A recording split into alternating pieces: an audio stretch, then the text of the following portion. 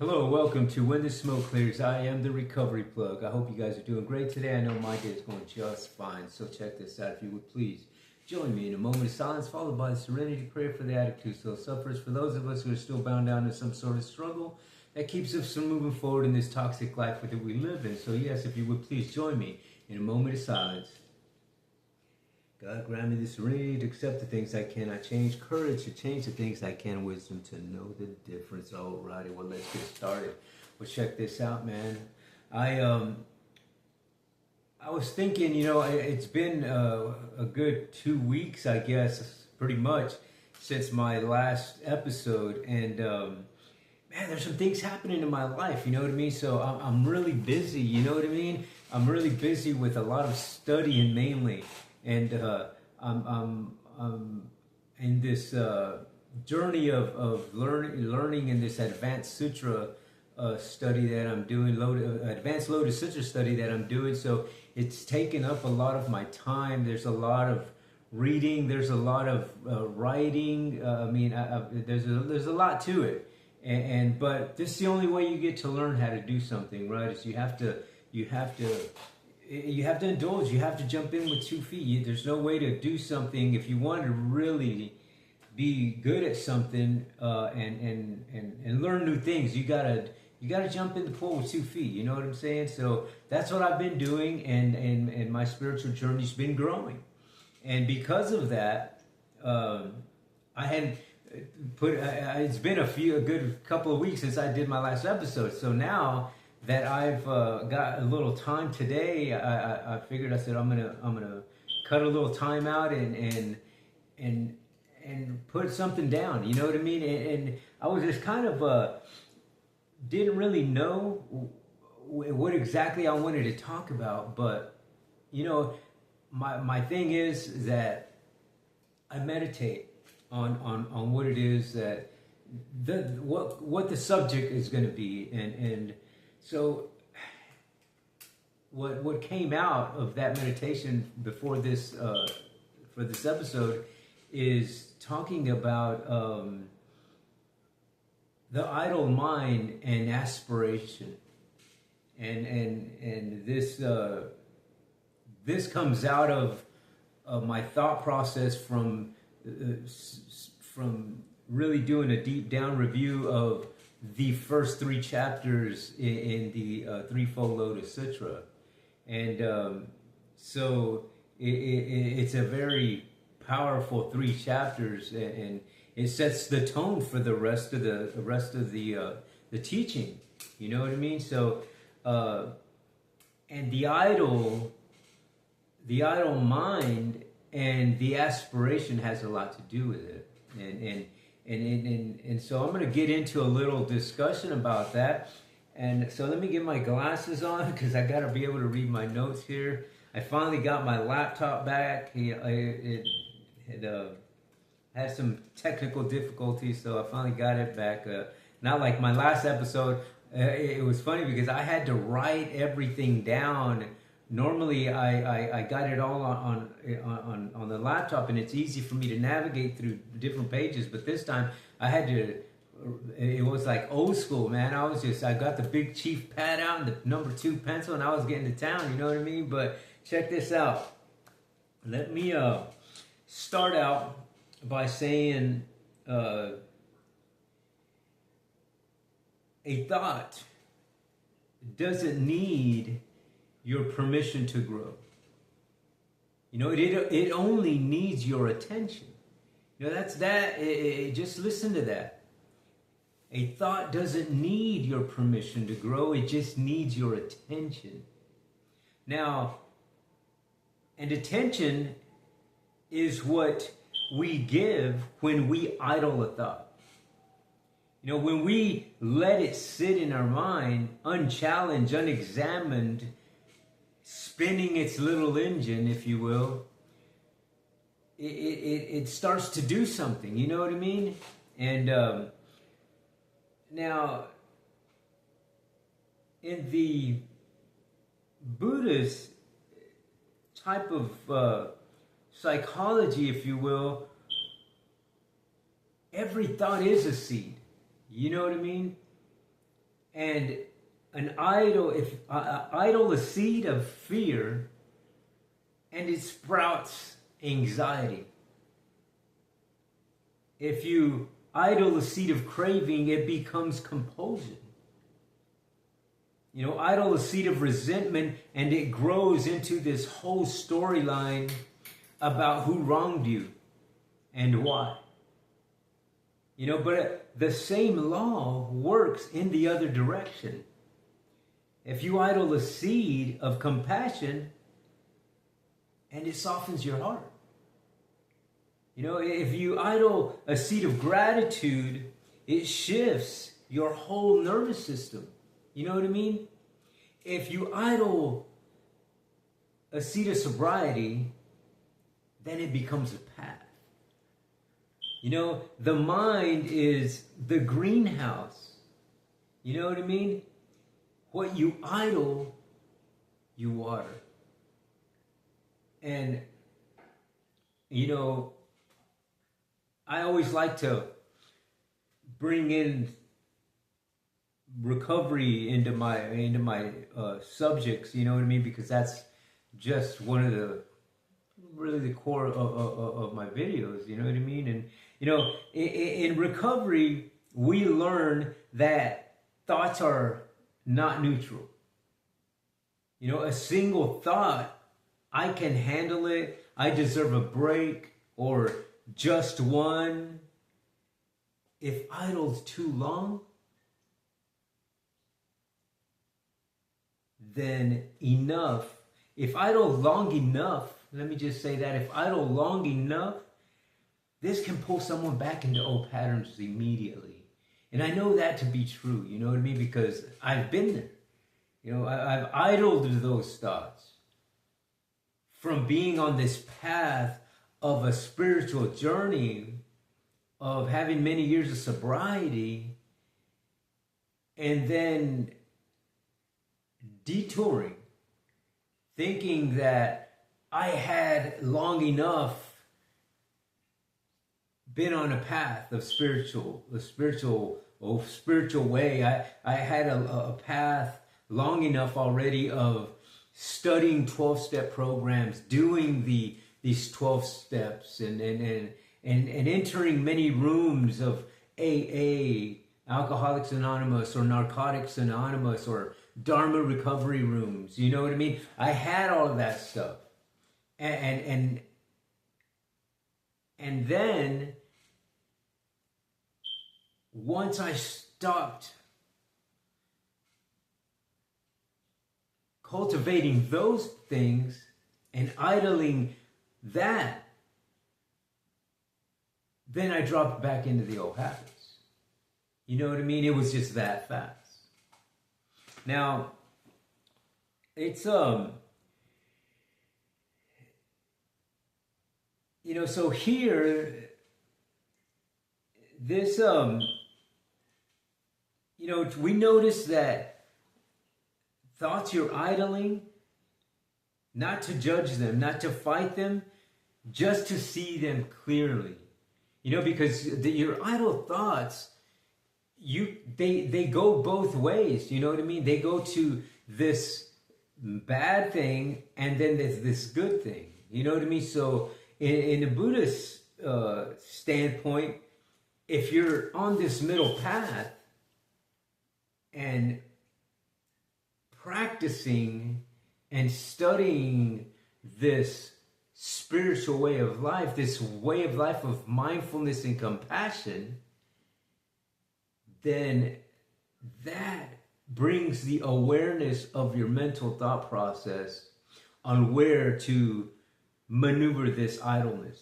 You know what I mean? Because that's one of the things that in that idleness, when you're idling something, it's just like you're sitting in your car and you're sitting there on the red light and the engine's just idling and you're waiting. It's waiting for you to move. It's waiting for you to say, okay, which way are we going? We going this way, that way, or are we going straight down the middle? You know what I'm saying? That right there is the idleness of your thoughts. And the thing is that in that time of idleness, There are so many thoughts that are coming through your mind, depending on the capacity of you, depending on that thing that you're in, whatever it is that's bothering you, whatever it is that you're going through in your life at that particular time, is going to manifest that idleness, that idle thinking of, okay, what are you going to pay more attention to? You know what I mean? And by practicing a mindful and compassionate way of living and doing things, then it allows you to be and think more clearly on how to react. And in the Buddhist tradition, that goes back to the thinking the right way of thinking, and the wrong way of thinking, and that sort of thing. You know what I mean? And those are the Four Noble Truths and the Eightfold Path. You know what I mean? Right action, right speech. You know, those kind of things, it manifests that. It brings that up to the forefront. It makes you aware. And let me pull up my other notes here. Give me just a second. Where was it?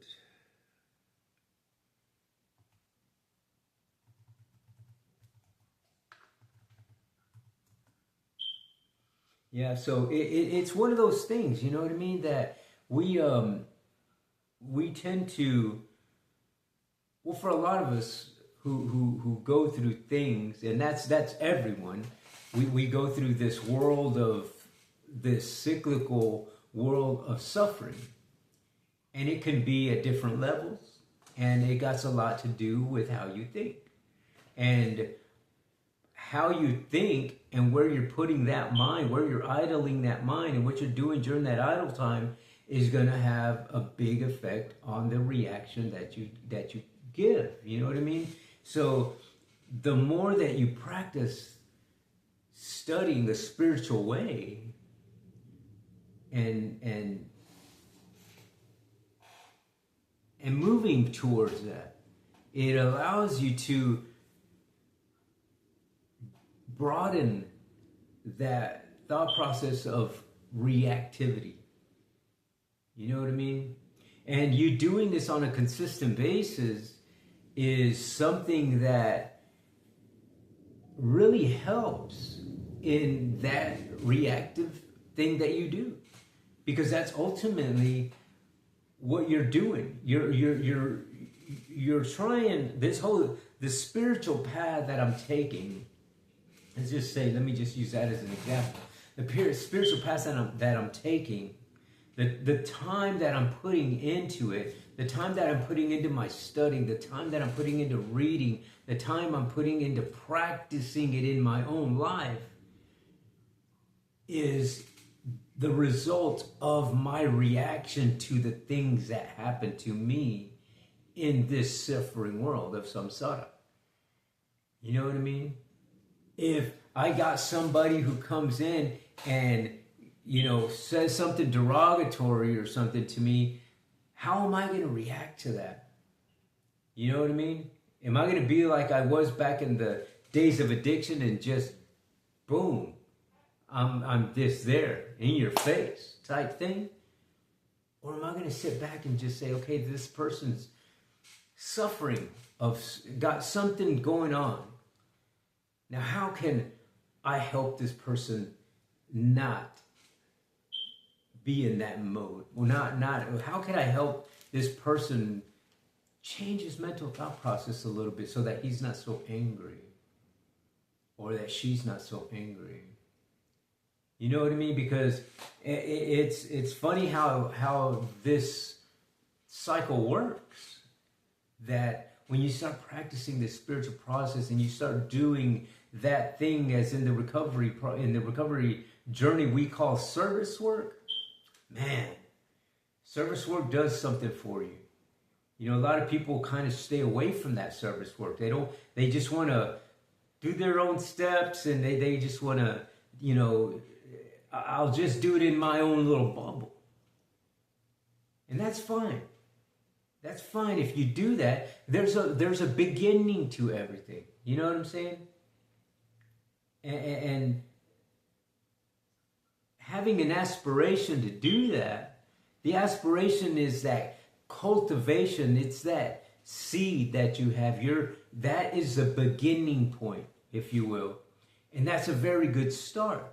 And there's not a certain beginning that you have to have. Beginning can be anywhere, because the beginning to your spiritual path has long been started before you even thought about it. You know what I'm saying?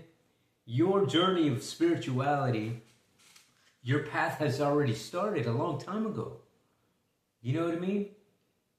But because we live in this world of samsara, this world of delusion, this world of just ignorance and hatred and just, egoism, self-centeredness, it moves us way, way, way out on left field.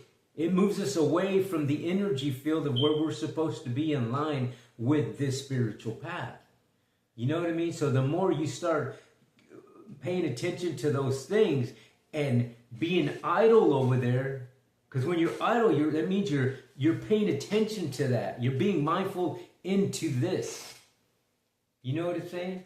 So the spiritual path is doing the practice so that it rewires your brain to the reactivity of doing something wholesome. You know what I'm saying? It cultivates that seed. You're watering this seed that was set in you long, long ago. You know what I'm saying? Because we have that seed. We all have it. We all have the seed of Buddha nature. We all have the seed of wholesomeness, of being good people, man. You know what I mean? And because we live in this type of world, we get pulled one way or the other. You know what I'm saying? That idleness starts moving us here and there. And if we're people who don't indulge in a spiritual path, and we're not studying some sort of spirituality or some wholesomeness of something, then we stay idle in this delusional world that we live in. You know what I mean? Which I can attest, because I've idled. I've stayed in these ways of thinking for a long time, and they brought me nothing but hardships and misery. You know what I'm saying? Never did I do something that was not of spiritual and divine nature that got me something good. You know what I'm saying? Everything that I always involved myself in, because it was a path of me. It was a path of that ego, self-centered type of thinking, that I was just moving to this stuff and moving to that stuff, and thinking that, if I sell enough of this, or if I smoke enough of that, then I'll be okay. I won't have to deal with any of this stuff that's really bothering me. You know what I mean? But when you enter the spiritual path, it's the spiritual realm, and you start cultivating that seed, man, things start happening to you. You know what I mean? Things start happening to you. Things start moving. That reaction of you to the things that bother you, it starts doing something. And especially when you start doing that service work, as we do in recovery. It's the same thing in the spiritual path. That service work it means that you're doing that service work, you're doing that studying, you're involving yourself in this spiritual path. What does it involve? How can I do things? What do I have to do to open up that box, if you will, so that I can start cultivating that, so that I can start feeling that reaction? And when you do that, it's a natural reaction of cause and effect that happens. It naturally makes you that affirmation in you, that thing, that aspiration, it starts clicking in you. You know what I mean? And when you have that aspiration, that's action. Aspiration equals action. That means the karma yoga. Karmic yoga is the yoga of action, as well as the bhakti yoga, which is the yoga of devotion. Action and devotion, man, you automatically, this is something that just manifests in you automatically through the laws of cause and effect of natural nature and spirituality. It just comes when you practice this way. It's not something that, if I just read this book, I'm going to do it. No, it's just this thing of you doing that action and repetitive, the consistency of you involving yourself in that is what opens that up. And once it's open, once you get to that level where you open that in your mind, there's no closing that up. That's the phenomenon. That's the beauty of it, is that it doesn't close up. Once you open it, you open it. Now you're there. Now you're in this realm. There's no way that you can go back to this other shore. You know what I'm saying? Because you already know. You know what I mean? That's already activated in your thought process. That to me is really one of the coolest things that I've discovered in my spiritual journey, man, because it allows you to dissect a lot of things. You know what I mean? And you got to be careful, because a lot of times I know there's been times where I'm just like, I'm digging in and I don't want to get out. I want to see what's coming up. And you can overwhelm yourself at the same time. So you got to set a pace. You got to set a pace and not be too eager, but not be too lackadaisical at the same time. You know what I'm saying? So it's something that that with practice, with consistency, you get this pattern. You start getting this thing of how your capacity is, because you only move and you only study and you're only going to absorb things at your capacity level. Your capacity is not going to be the same as my capacity, because we all have this frequency that we're attached to, of this divine universe, divine matrix, or whatever you want to call it, this spiritual path.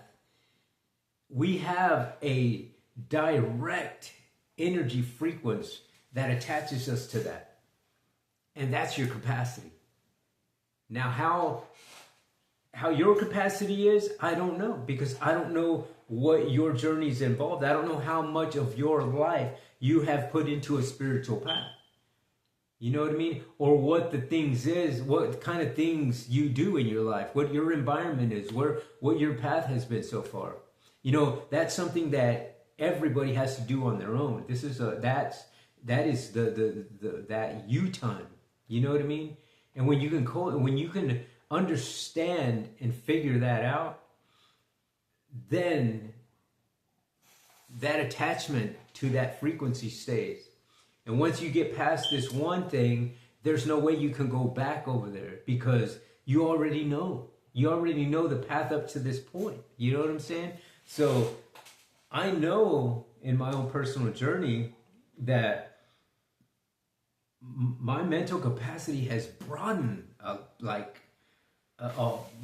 wow, just substantially. You know what I mean? And it's just a good feeling to know that. But at the same time, I know that I got a long way to go. You know what I mean? And this is more of a it's of something of an infinite thing. Because if you cultivate a seed and water it, guess what happens? It grows into something that cultivates another seed and another seed. And that's the phenomenon of the cause and effect. It doesn't stop. You know what I'm saying? So this path will never stop. It would just broaden and broaden and broaden. And the more that you do it and share it with people and help people to cultivate their own spiritual path, because everybody has their own. You know what I mean? I mean, we could both be, you could be on this Buddhist path and I can be on this Buddhist path, but your Buddhist path isn't going to be the same as mine. Because we're in two different frequencies. You know what I mean? We have two different levels of capacity there. And that's what it is. That's the beauty of the phenomena of the Dharma, that it meets you where you are. You know what I mean? You don't have to be years into this. You could be one day into it. And somebody could have 10 years into it. But guess what? That Dharma is the same. And it's teaching both the same thing, just at different levels of their own capacity. You know what I mean? That to me is really cool, man. And it is it's really something that I've been really studying a lot. You know what I mean? Because the only way to know things, obviously, is to study from the people who have came and gone. That's how we learn. We learn through other people's thought process. You know what I'm saying? And my hope and my hope here and my aspiration is that people get something out of what I tell them in my videos. You know what I mean? That hopefully this helps the next person move past an adversity. Perhaps today you listening to this keeps you one more day sober. Maybe today listening to this helps you in your depression of today, of your grieving of today. Because we all have this thing of free will that we can change our mental capacity at any given moment in time. We can move that. We're the conductor of that, of our mental thought process. You know what I'm saying? You just have to cultivate that. You have to water that seed. And the more consistent the more consistent you are with doing that in a spiritual and divine nature, well, guess what? You will start also having a spiritual path that's going to keep you, free from hindrances and setbacks and those kind of things. You know what I mean? The Buddha says that the Dharma is like water that removes all grime, which is a true fact. If you let running water run on something, it's going to clear that up, no matter if it's a liquid, no matter if it's a hard surface. Due time, the water purifies whatever it's touching. You know what I'm saying? And that is exactly what the Dharma does. That is exactly what the sutras and the Threefold Lotus Sutra do. They clear away that defilement. They clear away that suffering in your life if you practice the way of the great vehicle. If you practice the way of other people who have been there and done that, just like in the 12-step programs. If you practice what are in the books, in the big book, in the book of AA or NA, rarely has anyone ever laid back into the addiction if they follow the steps provided here. You know what I'm saying? It's a proven method to refraining from being an addictive person, of going through these mental anguishes and stuff. Those programs are proven. Yet, has there been anybody who has fully mastered that stuff and lived their life accordingly, gone back to the world of addiction? And I could attest to that because I did it for many years. And when I had 10 years of sobriety, and I stopped. I stopped reading the books. I stopped going to meetings. I stopped doing service work because I thought I was good. I thought, I said, oh, I don't got a problem. And the next thing you know, it just took one time. One time. I see a friend of mine and he calls me over, hey dude, da, da, da, we haven't seen each other in a while. Next thing you know, he drink this, smoke that. And I'm back in the world of addiction for 5 years because of that. You know what I mean? So I know that if you do the legwork, if you do this, if you keep this type of mental thought process and this consistency of spirituality going, then there's the chances of you not going back are 100% as far as I'm concerned. You know what I mean? So I just hope that somebody got something out of the message today, whether it was for recovery, spirituality, or just something that you needed to hear. You know what I'm saying? Like I said, I'm going through this whole advanced Lotus Sutra journey that I'm doing, and I'm hoping to gain a whole lot more knowledge, and the more things that I learn are going to be a part of the more subjects and the more topics that I'll elaborate and share with my audience. So thank you again for watching, man. I hopefully I can get back on a consistent roll with putting at least one segment out a week, and I'm going to try and keep it to a Thursday. So thank you for joining me today. I really appreciate it. And if at this time, if you could just hit that subscribe button, man, I'd greatly appreciate it, man. It just know that when you do hit the subscribe button, you're going to be helping out another veteran, another homeless person, another person dealing with PTSD, childhood traumatic experiences, trauma, drug addiction, alcoholism, suicidal thoughts, depression, anger, grief, all of those types of things, my friend. You know why? Because I have dealt with all of those things at one point in time in my life, and guess what? I know a way out, and my way out could be your way out. So until the next time when the smoke clears, I hope my energies touch yours. I'll see you next week. Thank you.